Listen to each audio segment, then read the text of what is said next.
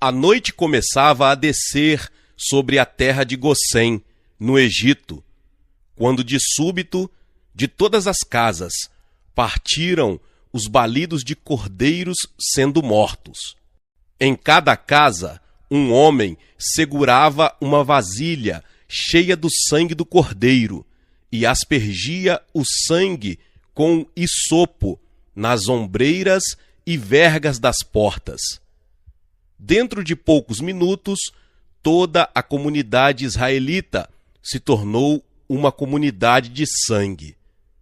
Chegada a noite, todos os membros de todas as famílias em cada casa uniram-se, prontos para uma longa viagem, e puseram-se a comer carne assada dos cordeiros sacrificados. Comiam tudo, desde a cabeça até as pernas e intestinos.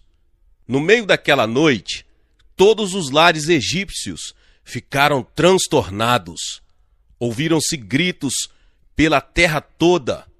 O primogênito de cada família egípcia havia morrido, desde a casa de Faraó até as casas mais humildes de seus servos. Todas as famílias lamentavam a perda de seu primogênito. Aterrorizado, o rei do Egito, Faraó, procurou Moisés e lhe ordenou que levasse embora todos os israelitas, que deixassem o Egito de imediato. Os israelitas se reuniram e abandonaram o Egito, partindo para Canaã, a terra que Deus havia prometido a seu pai Abraão há mais de 400 anos. Quando saíram do Egito, uma grande coluna de nuvem apareceu diante deles, a qual se transformava em uma coluna de fogo à noite, conduzindo o povo através do deserto. Esse relato do que aconteceu quando os israelitas saíram da terra do Egito é um tipo simbólico dos cristãos que abandonam este mundo pecaminoso e marcham na direção do reino de Deus.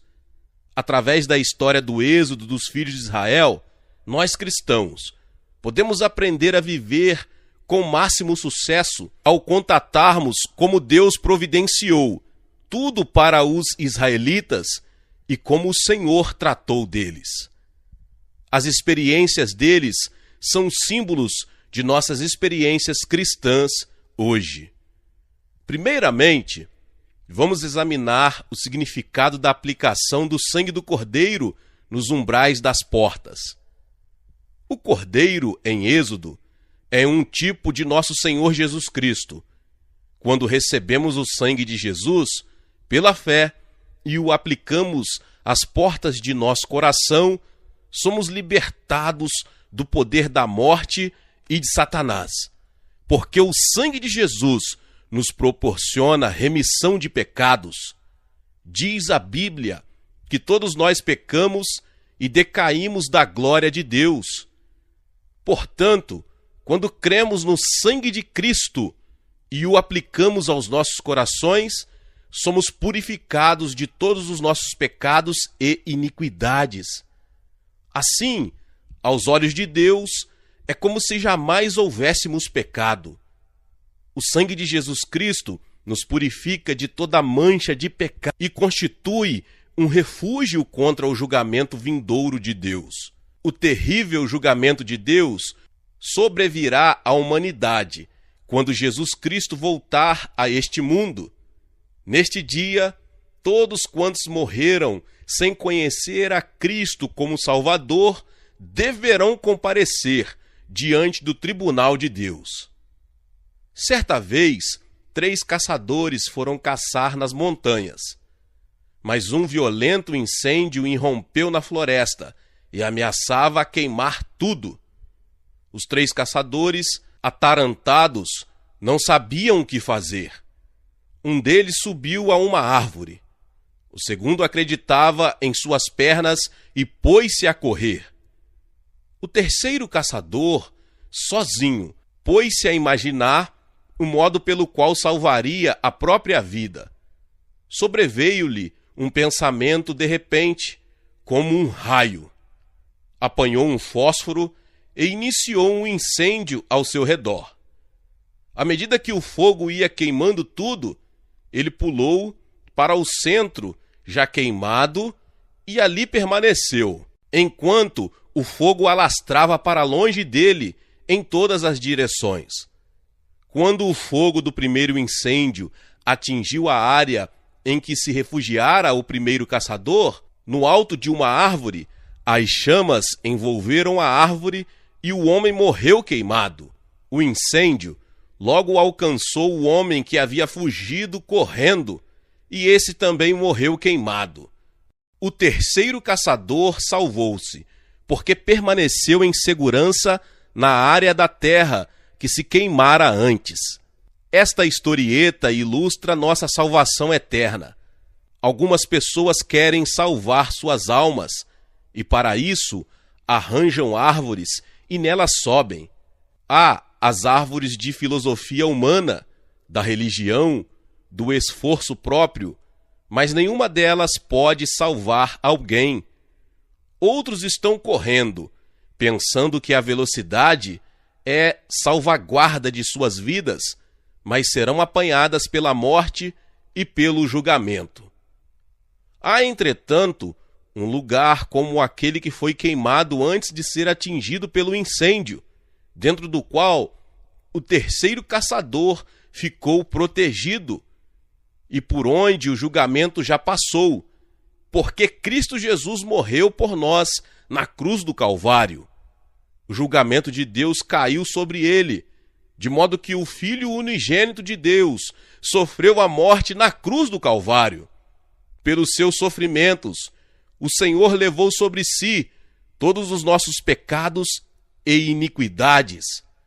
O julgamento de Deus passou por cima dos sofrimentos de Cristo. Quando colocamos nossa vida em suas mãos, ficamos num lugar que o julgamento de Deus já atingiu.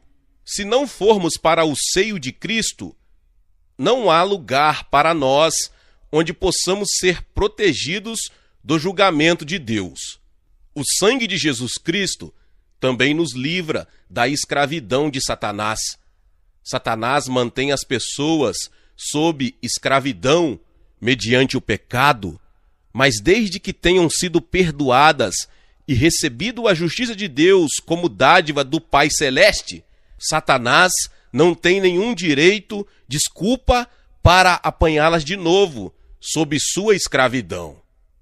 Quando uma pessoa se torna cristã e recebe esse conhecimento, livra-se imediatamente das correntes de Satanás e se livra da escravidão do pecado. É por essa razão que precisamos aplicar o sangue de Jesus às portas de nosso coração e mantê-lo ali, a fim de impedir que Satanás venha tocar em nossa vida. Da manhã até a noite, deposite sua confiança e fé no sangue de Cristo, porque esse sangue é a única proteção contra o julgamento vindouro de Deus, bem como contra os ataques satânicos. Em segundo lugar, os israelitas comeram a carne do cordeiro.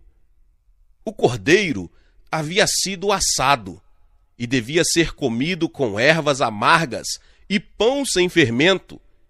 Esse pão era o símbolo dos sofrimentos de Cristo, suas dores agudas e provações amargas. Foi exatamente por essas experiências que Jesus passou há quase 2000 anos atrás. Ele caminhou até o Gólgota e foi pregado numa cruz.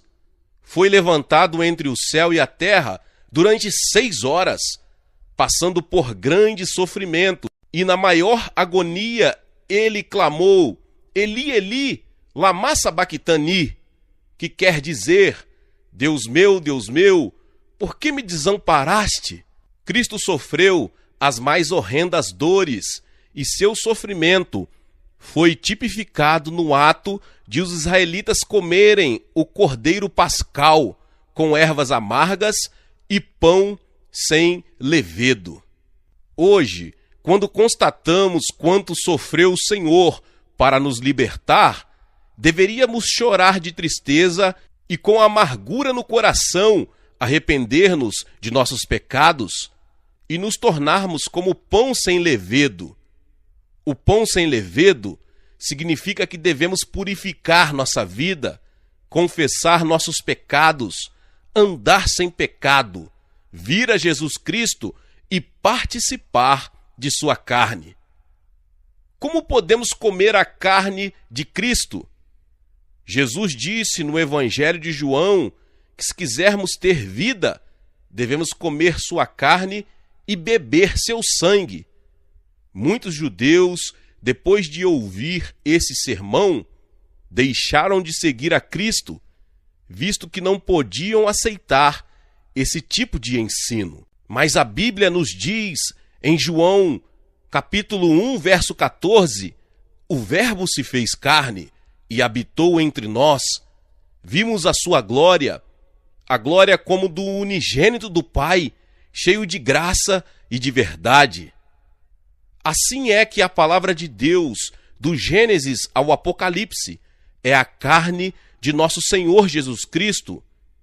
Quando essa palavra tornou-se carne, ela se tornou Jesus. Portanto, a palavra escrita é a carne de Cristo e devemos alimentar-nos da palavra de Cristo. Diz de novo a Bíblia, em João 6,51, eu sou o pão vivo que desceu do céu. Se alguém comer deste pão, viverá para sempre. Este pão é a minha carne, que eu darei pela vida do mundo. Portanto, como você vê, Jesus está dando-nos sua carne, a saber, a palavra de Deus. A ordem aos israelitas era que comessem toda a carne assada do cordeiro, de modo que pudessem adquirir forças para atravessar o deserto. Se nós quisermos ter forças que nos possibilitem atravessar o deserto deste mundo, com todo sucesso, com todas as vitórias, precisamos comer a palavra de Deus de modo regular. Assim como os israelitas jamais poderiam reunir forças para atravessar o deserto vitoriosamente, sem que primeiro tivessem comido a carne do cordeiro pascal assado, assim também não há vitória para o cristão que não se alimenta com regularidade das Sagradas Escrituras. Por que é necessário que se leia continuamente a palavra de Deus? Porque a palavra de Deus nos purifica. Diz a Bíblia, em João 15, 3 e 4, vós já estáis limpos por causa da palavra que vos tenho falado. Permanecei em mim, e eu permanecerei em vós. O ramo de si mesmo não pode produzir fruto, se não estiver na videira. Tampouco vós podeis produzir fruto, se não permanecerdes em mim. Se você não receber purificação constante da parte do Senhor Jesus, você perde seu poder e o direito de habitar no Senhor. Para habitar em Cristo constantemente, precisamos estar limpos. E para limpar nossa vida, precisamos ler a palavra de Deus com regularidade. A palavra penetra em nosso coração, mostra-nos a nossa situação, e enquanto confessamos nossos pecados, somos renovados, purificados pelo sangue. A palavra também cura. Diz-nos a Bíblia no Salmo 107, 20, enviou a sua palavra e os sarou, livrou-os da destruição. Muitas pessoas doentes em hospitais e em seus lares me pedem que eu vá até elas e lhes imponha as mãos para que fiquem curadas. Todavia, se não aceitam o Evangelho, não me dou ao trabalho de ir até essas pessoas, porque não sou eu quem cura, é a palavra de Deus falada pela minha boca. A cura vem mediante a palavra, e nós estamos pregando a palavra que cura. Não somos curandeiros. A palavra de Deus é o poder do Espírito Santo e que realizam a cura. Se constantemente meditarmos na Bíblia e dela nos alimentarmos, ela purificará e curará nossas vidas físicas e espirituais, bem como resolverá nossos problemas domésticos, profissionais e pessoais. Leia a palavra e mantenha a cura em seu coração, em seu corpo e em sua alma, bem como em seu lar e na sua vida diária. A palavra também pronuncia sabedoria e julgamento. Salmo 119, 105 diz: Lâmpada para os meus pés é a tua palavra, e luz para os meus caminhos. Quando passamos pela vida, neste mundo, com frequência nos sentimos como que cegos, ou como se estivéssemos num beco sem saída. Recebemos luz e sabedoria ao lermos a palavra de Deus. Se você ler a palavra e meditar nela com regularidade, o Espírito Santo revelará a você o profundo significado das Sagradas Escrituras e partilhará com você a sabedoria e a luz. Isto o capacitará a desenvolver o tipo certo de julgamento decisório e a ter a sabedoria de quem vive vitoriosamente nesta vida. A palavra de Deus nos dá nutrição espiritual, de tal modo que crescemos em Cristo. Nenhum pai ou mãe deseja que seu filho sofra subnutrição e não cresça. Deus quer que você continue a crescer na graça e se torne um gigante espiritual em Cristo. 1 Pedro 2,2 diz o seguinte: Desejai ardentemente, como meninos recém-nascidos, o puro leite espiritual, para por ele crescerdes para a salvação. Assim, se com toda a sinceridade desejamos o leite da palavra e comemos a palavra, esta se torna nosso nutriente, alimento de nossa alma, e crescemos espiritualmente, e nos tornamos mais fortes no Senhor Jesus Cristo. Assim como os israelitas receberam a ordem de comer toda a carne do cordeiro, desde a cabeça até as pernas, Deus também nos pede que comamos toda a carne de nosso Senhor Jesus Cristo, do Gênesis até o Apocalipse. Se pudermos digerir a palavra de Deus, cresceremos espiritualmente, ficaremos mais fortes e poderosos. Em terceiro lugar, quando os israelitas saíram do Egito, de imediato, uma coluna de nuvem apareceu diante deles. Durante o dia, a coluna era uma nuvem, e à noite a nuvem se transformava numa coluna de fogo que guiava o povo pelo deserto até Canaã. Quando saímos deste mundo pecaminoso, Deus nos dá uma coluna de nuvem e de fogo, o Espírito Santo, que habita em nosso coração. O Espírito Santo nos conduz todos os dias pelo deserto deste mundo até chegarmos a Canaã celestial, na presença do Eterno. O sol brilhava e aquecia demais os israelitas na caminhada pelo deserto, mas essa coluna de nuvem era uma sombra permanente, protetora, que os abrigava contra os raios do sol, capazes de queimá-los. À medida que vamos atravessando este mundo efervescente, passaremos por provações, tribulações, épocas de problemas capazes de queimar-nos o coração, mas o Espírito Santo é um conforto e uma fonte de alegria e paz. Sem a presença desta sombra protetora do Espírito Santo, que nos protege contra o sol torrido deste mundo, não podemos viver uma vida bem-sucedida. A coluna de fogo também constituía proteção contra quaisquer inimigos que tentassem atacar os israelitas à noite. Quer se tratasse de outro inimigo, representado por outra nação, quer se tratasse de feras do deserto. A coluna de fogo iluminava os israelitas. Ninguém e nada poderia penetrar ali sem ser descoberto. O fogo do Espírito Santo, que reside em nós, afasta todos os espíritos maus, protege-nos contra os ataques de Satanás e permite que descansemos no regaço de nosso Pai Celestial. É por isso que você precisa ter comunhão com o Espírito Santo continuamente, através da oração.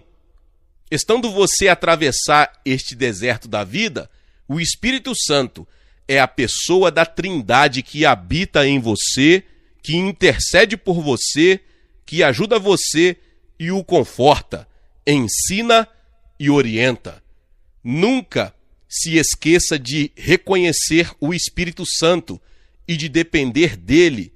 Deleite-se nele sempre, louve sua presença e agradeça a ele a orientação e a força que ele lhe dá. Meus irmãos e irmãs, quando você aceita a Jesus Cristo como seu Salvador pessoal, você deve conhecer a tríplice provisão do Senhor, em função de você viver uma vida cristã vitoriosa. Se você ficar sem qualquer dessas três bênçãos, vai entrar em dificuldades em sua vida cristã. O sangue e a carne do Cordeiro, mas a coluna do Espírito Santo, são partes integrantes do Evangelho de Cristo. Quando você conhece a verdade e coloca sua fé nessas provisões que Deus preparou, você passa a ter uma vida cristã vitoriosa, poderosa, à medida que vai vencendo o deserto deste mundo. Cerca de 2000 anos atrás, Isaías profetizou o nascimento de Jesus Cristo. Foi uma profecia claríssima, embora feita 600 anos antes de o fato acontecer. Assim disse Isaías: um menino nos nasceu, um filho se nos deu. Ele também profetizou os nomes tremendos que seriam atribuídos a Jesus Cristo e antecipou o ministério maravilhoso que o Senhor haveria de desenvolver. Vamos descobrir o sentido desses nomes dados ao menino Jesus pelo profeta Isaías. Em primeiro lugar, seu nome é maravilhoso. Maravilhoso é uma coisa que causa espanto, grande admiração. Em outras palavras, algo extraordinário, fora do comum. Coloquialmente, maravilhoso significa muito bom, excelente e outras palavras genéricas de aprovação.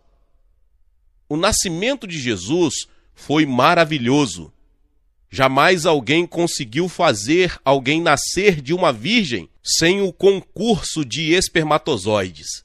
Jesus Cristo nasceu de uma virgem pelo poder miraculoso do Espírito Santo.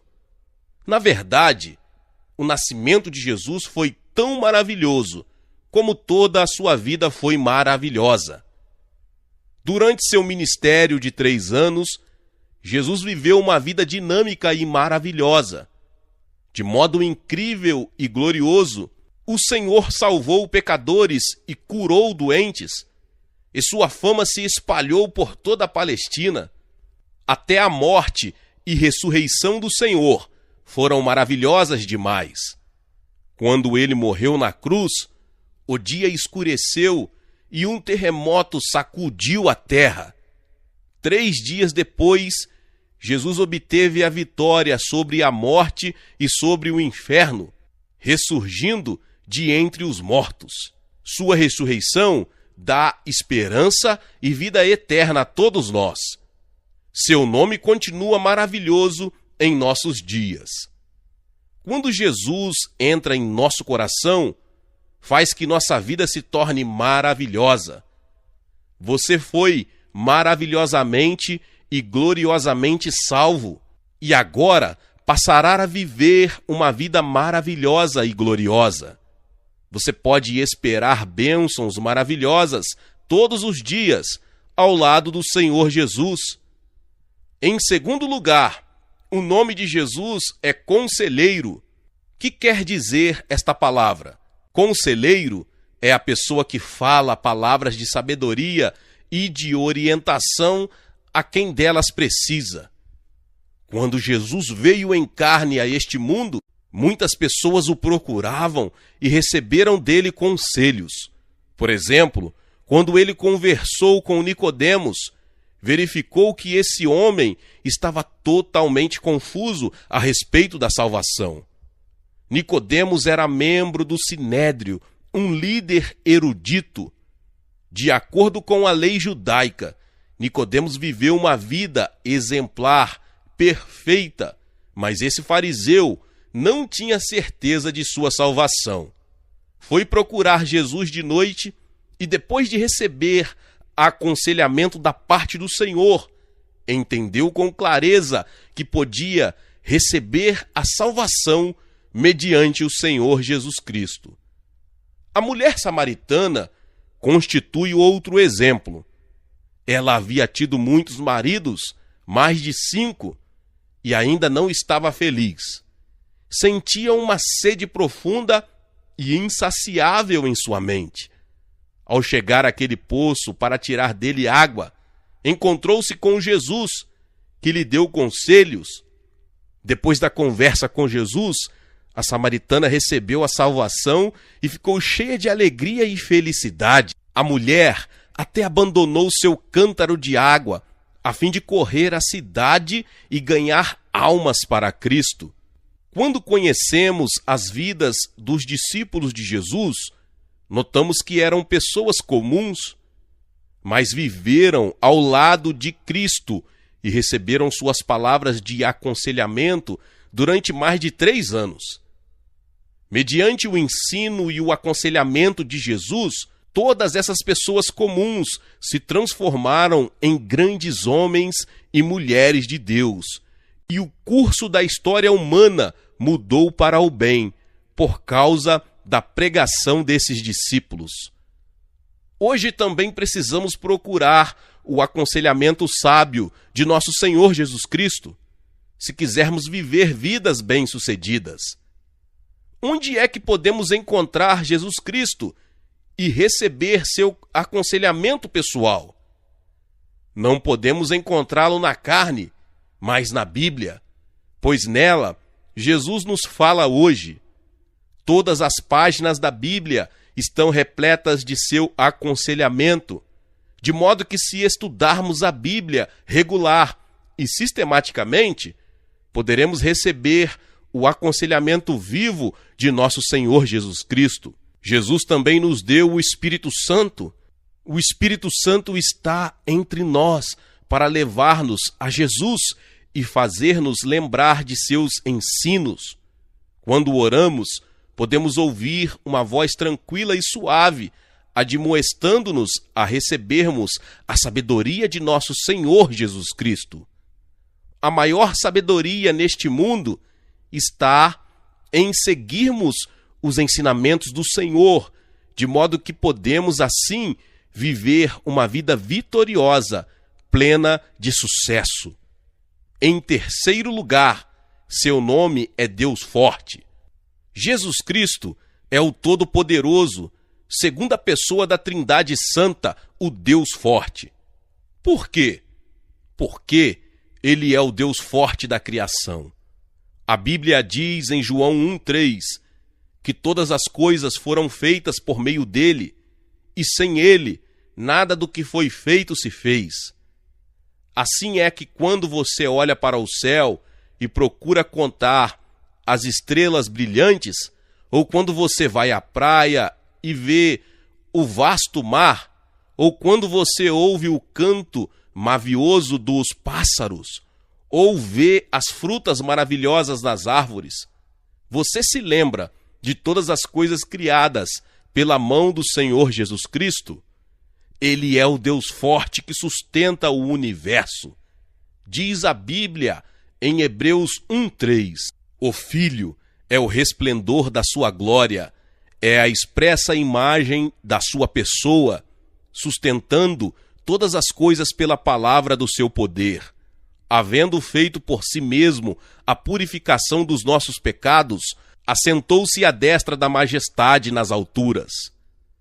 Tudo no universo inteiro é sustentado pela palavra do seu poder. até mesmo as 4 estações do ano, são sustentadas pelo poder de Jesus.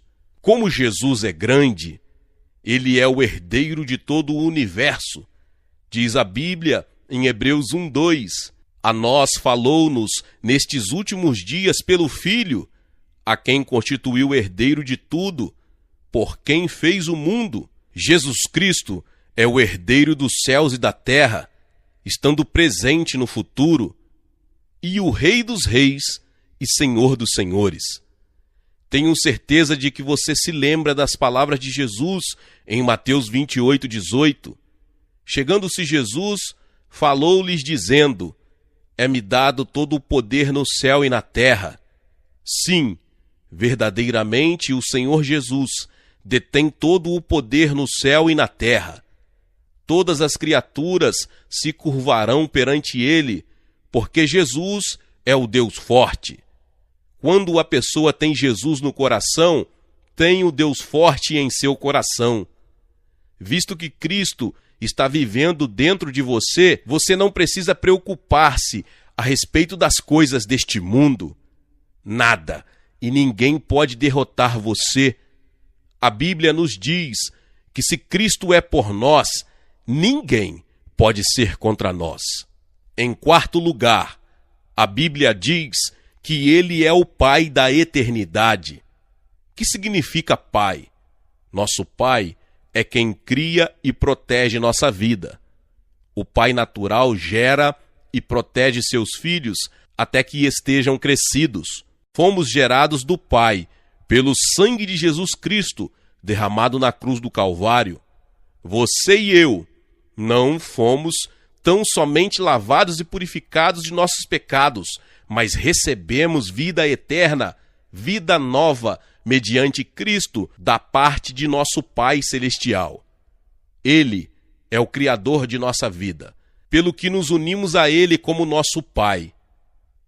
Cristo nos protege e cuida de nós com máxima atenção e carinho. É diferente de nosso pai terreno, pois este envelhece e em breve vai embora deste mundo. Mas Jesus Cristo é nosso Pai eterno. Este Pai nunca muda. Ele é sempre o mesmo. Por isso, ele está sempre conosco, como um Pai terno que cuida de seus filhos com sua mão poderosa. Jesus Cristo é o Pai da eternidade para seus filhos. Meus irmãos e irmãs, por último, Jesus é o príncipe da paz. A história humana é a história da tribulação. Assim disse o falecido professor Einstein. Não há defesa na ciência contra as armas que hoje podem destruir a civilização. J. Robert Oppenheimer, físico e diretor do laboratório americano que produziu a bomba atômica, disse: depois da próxima guerra, ninguém pode garantir que haverá alguém vivo para enterrar os mortos. Assim se expressou o falecido presidente Kennedy. A humanidade deve pôr um fim nas guerras, ou as guerras porão um fim na humanidade. Mas Lucas 21, 10 e 11 declara: então lhes disse: levantar-se-á nação contra nação e reino contra reino. Haverá grandes terremotos, fomes e pestilências em vários lugares, e coisas espantosas e grandes sinais do céu. Sim, o mundo desde o início até o presente tem estado em contínua tribulação, com guerras e rumores de guerras. Quando você liga a televisão, ou ouve o rádio, ou abre o jornal pela manhã, toma conhecimento de rumores de guerras e notícias de combates reais. Agora mesmo, a guerra na África, na Europa, no Oriente e revoluções sangrentas em outras partes do mundo. As notícias nos falam de rebeliões, de revoltas, de guerras regionais. O mundo não tem paz. Hegel, o filósofo, disse que a história nos ensina que o homem nada aprende com a história. Isso é verdade. Nem mesmo a Primeira Guerra ensinou alguma coisa, porque logo se seguiu a Segunda Guerra Mundial. E desde o final desta guerra, tem havido inúmeras guerras. Se um dia houver a Terceira Guerra Mundial, ela será um verdadeiro holocausto, porque trará a possibilidade do total aniquilamento da raça humana. Então, onde ou como poderemos usufruir da paz? É impossível termos paz aqui na Terra, mediante esforços puramente humanos. Todos os líderes do mundo clamam pela paz, mas estão perplexos, não sabendo o que devem fazer para instalar a paz. No cristianismo, temos grande esperança de paz, porque Jesus Cristo é o príncipe da paz. De acordo com a palavra de Deus, quando Jesus Cristo voltar à terra pela segunda vez, porá um fim em todas as guerras e conflitos, e trará uma paz duradoura à terra. Até essa ocasião, nós cristãos, por termos a Jesus Cristo em nosso coração, podemos desfrutar de paz em nossa alma. O homem é um ser espiritual que mora num corpo físico. Assim, se recebermos a Cristo em nosso coração, ainda que não haja paz física no mundo, teremos abundante paz em nossa alma. Mediante o sangue de Cristo, somos reconciliados com Deus e podemos chamar Deus de nosso Pai. Que tremenda paz podemos sentir devido ao Espírito Santo que habita em nosso coração. É a presença do Príncipe da Paz que nos assegura essa paz. Na época do ano em que comemoramos a primeira vinda do Senhor Jesus Cristo à Terra, podemos esperar com fervor a segunda vinda dele. Desde o tempo de Adão até o primeiro advento de Cristo, a história humana registra a expectativa da humanidade pela chegada do Redentor. Depois, desde a ressurreição e a ascensão de Cristo, a história tem registrado a espera do retorno do Rei dos Reis e Senhor dos Senhores. O Antigo Testamento tem mais de 300 profecias a respeito da primeira vinda de Cristo, e todas essas profecias foram cumpridas. A mesma Bíblia profetiza a segunda vinda de Jesus, mais de 500 profecias. Considerando que todas as profecias sobre a primeira vinda do Senhor cumpriram-se nos mínimos detalhes, tenhamos fé para crer que as profecias concernentes à segunda vinda também serão minuciosamente cumpridas com a máxima exatidão. Quem é que sabe que teremos mais um Natal e depois o segundo advento de Cristo, nosso Senhor e Salvador? Jesus Cristo é o mesmo ontem, hoje e eternamente. E seu nome para nós ainda é maravilhoso, Conselheiro, Deus forte, Pai da eternidade e Príncipe da paz. Receba a Jesus de acordo com esses potenciosos nomes. Reconheça sua presença e ministério de acordo com esses nomes, e você passará a usufruir, exatamente como a Bíblia profetizou, muitas obras poderosas, miraculosas, gloriosas, feitas por Jesus Cristo em sua vida, até que ele volte. Glória a Deus, aleluia, que palavra! Deus abençoe a sua vida, e se você ainda não é inscrito aqui no canal, se inscreva aqui no canal e ative o sininho das notificações. Todos os dias são postados vídeos abençoados para te abençoar. Deixe também o seu like e não se esqueça de compartilhar esta palavra com mais pessoas. Glória a Deus, nos vemos nos próximos vídeos. Amém.